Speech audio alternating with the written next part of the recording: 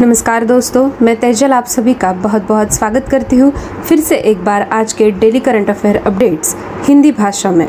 आज का पहला अपडेट है, विश्व बाल दिवस को सार्वभौमिक बाल दिवस के रूप में भी जाना जाता है और 20 नवंबर को वह मनाया जाता है। इस दिन का प्रचार और समन्वय यूनिसेफ और संयुक्त राष्ट्र बाल कोष द्वारा किया जाता है, जो बच्चों के कल्याण में सुधार की दिशा में भी काम करता है।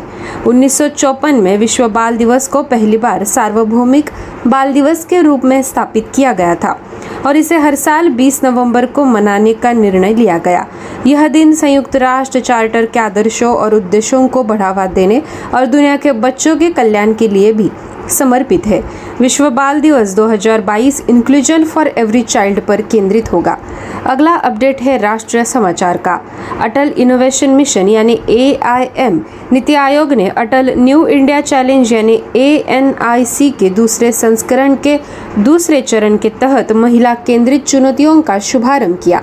AIM नीति आयोग की एक पहल है जिसका लक्ष्य 1 करोड़ रुपए तक के अनुदान आधारित तंत्र के माध्यम से राष्ट्रीय महत्व और सामाजिक प्रासंगिकता की क्षेत्रीय चुनौतियों को हल करने वाले प्रौद्योगिकी आधारित नवाचारों की तलाश, चयन, समर्थन और पोषण करना है। यह चैलेंज AIM नीति आयोग द्वारा आयोजित वार्षिक मेंटर राउंड टेबल के दौरान शुरू किया गया था ताकि बदलाव के अनुकरणीय सलाहकारों को सम्मानित किया जा सके। अगला अपडेट भी है राष्ट्रीय समाचार। सरकार ने जनगणना और राष्ट्रीय जनसंख्या रजिस्टर यानी NPR से संबंधित कुछ डेटाबेस को महत्वपूर्ण सूचना अवसंरचना के रूप में घोषित किया है। एक अधिसूचना में केंद्रीय गृह मंत्रालय ने कहा कि सूचना प्रौद्योगिकी अधिनियम 2000 संशोधित 2008 के तहत उसे प्रदत्त शक्तियों का प्रयोग करने के बाद निर्णय लिया गया है। संस्थाओं की सभी संबंध निर्भरता के कंप्यूटर संसाधनों को भी कानून के तहत संरक्षित सिस्टम के रूप में घोषित किया गया है। अधिसूचना तत्काल प्रभाव से लागू होगी। चौथा अपडेट भी है राष्ट्रीय समाचार का। प्रधानमंत्री नरेंद्र मोदी ने बेंगलुरु के KSR रेलवे स्टेशन पर मैसूर और चेन्नई को बेंगलुरु के रास्ते जोड़ने वाली दक्षिण भारत की पहली वंदे भारत एक्सप्रेस ट्रेन को हरी झंडी दिखाई। यह देश की 5वीं वंदे भारत एक्सप्रेस ट्रेन है और यह चेन्नई, बेंगलुरु और मैसूरू के बीच कनेक्टिविटी बढ़ाएगी। प्रधानमंत्री ने भारत गौरव काशी दर्शन ट्रेन को भी हरी झंडी दिखाकर रवाना किया। रेलवे की भारत गौरव ट्रेन पॉलिसी के तहत ट्रेन का संचालन कर्नाटक का मुजरई विभाग करेगा। अगला अपडेट है नियुक्ति समाचार का। All India Rubber Industries Association यानी AIRIA ने India Oils, Seals and Synthetic Products Kolkata के रमेश केजरीवाल को वर्ष 2022-2023 के लिए अपना अध्यक्ष चुना है। केजरीवाल सावर धननिया की जगह लेंगे। उद्योग के प्रति प्रतिबद्ध केजरीवाल 1993 से AIRIA से जुड़े हुए हैं। आज तक वे विभिन्न उच्च पदों पर AIRIA के साथ काम कर रहे हैं। हाल ही में केजरीवाल AIRIA की प्रबंध समिति के सदस्य थे और पहले पूर्वी क्षेत्र के अध्यक्ष और AIRIA की विभिन्न समितियों में काम कर चुके हैं। छठा अपडेट है निधन का। सर डेविड बटलर, जिन्हें चुनाव विज्ञान का जनक कहा जाता है, उनका 98 वर्ष की आयु में निधन हो गया। उनका जन्म 17 अक्टूबर 1924 को हुआ था। बटलर न्यू कॉलेज ऑक्सफोर्ड में दर्शन, राजनीति और अर्थशास्त्र के एक छात्र बने। बटलर ने स्नातक के रूप में चुनाव पर अपने शोध के लिए क्यूबनियम नामक एक लंबे समय से स्वीकृत एडवर्डियन समीकरण पर विकास किया।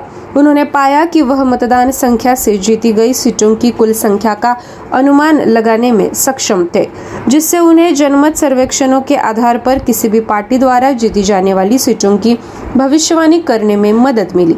सातवां अपडेट है समझौता समाचार का।